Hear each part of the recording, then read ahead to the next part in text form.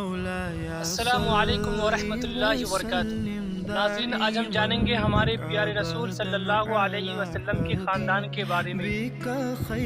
ہم سب سے پہلے بات کرتے ہیں آپ کے والد محترم کی۔ آپ کے والد محترم کا نام عبداللہ تھا اور آپ کی والدہ محترمہ کا نام آمینہ بنت وہب تھا۔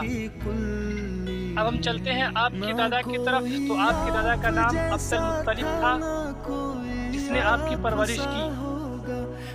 اب ہم نانی کی طرف چلتے ہیں، تو آپ صلی اللہ علیہ وسلم کے نانی کا نام برہ تھا۔